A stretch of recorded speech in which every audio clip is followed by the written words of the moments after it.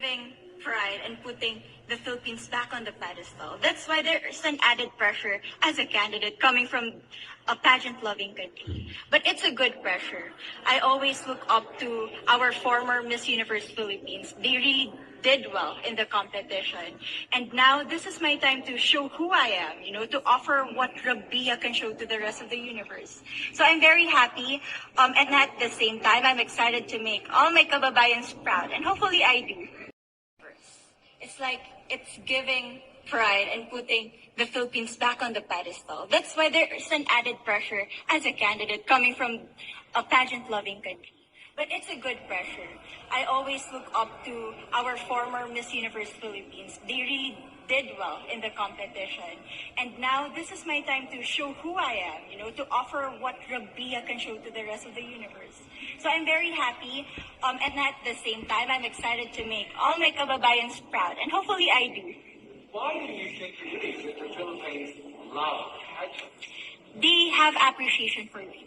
We do love pageant because we used to think that we wanted to be included in the world, I have to be honest, in the Philippines, my skin color used to be not the standard of beauty. I was obsessed whitening my skin because these are the kinds of beauty queen we see on the mainstream.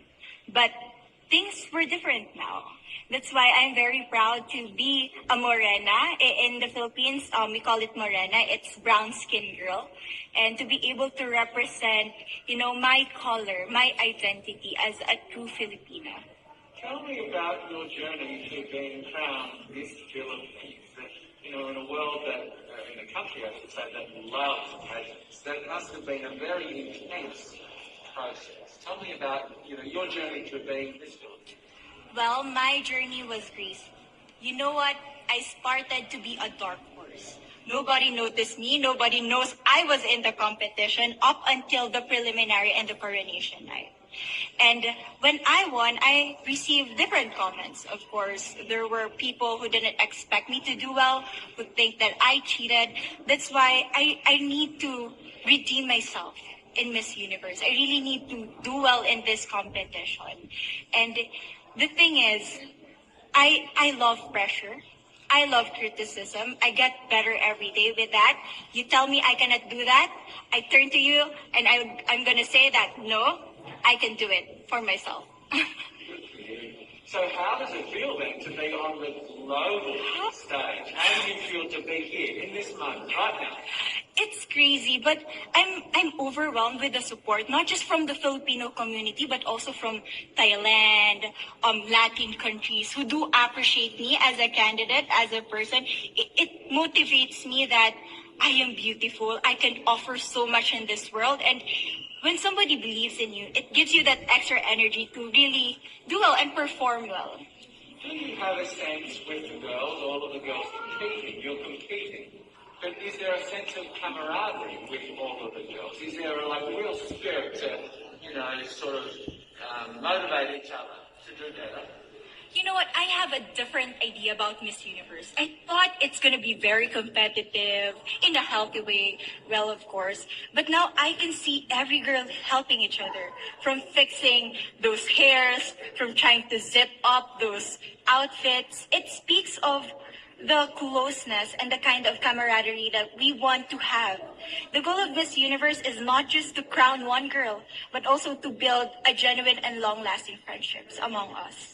Would you say within the Miss Universe world, the contestants, is there a sisterhood? Are you sisters?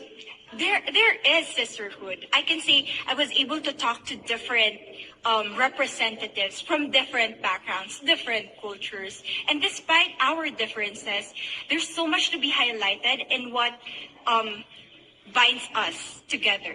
And that is because we want to empower women. We want to have our advocacies. We want to speak for the things that we love. And that's a celebration of women and the beauty that we have. So coming out of this week, obviously you would love to be crowned Miss Universe. Of course. And that would be wonderful, of course, for any of you. But what else will you take out of this week? What do you think you will feel at the end of this week, regardless of the result? How will you be a different person? it's the growth and the development that I was able to have during preparing for this dream. I will be honest, there was a moment that I lost my identity because I was put under pressure. I was in that position in which I feel like I'm not good enough. I'm not a good representative of my country, but I was able to bounce back stronger. And if I was able to do that for Miss Universe, I will be able to do that in life. That is my greatest takeaway from Miss Universe. Okay, so the Philippines have a huge amount of fans. Yes. I want you to give us a little bit of a message to the fans here and at home. But send a message. What would you say to all the fans? To all my fans from the Philippines and from all over the world, maraming salamat po. Thank you so much for loving me and for believing in me. It means a lot to somebody who is so naive in this industry, who has no idea how to become a beauty queen on the first day of my journey. But because of your love and support, I was able to be the woman that I am today. And regardless of the result, I may or I may not win the crown, but one thing is for sure, I'm gonna make you all proud.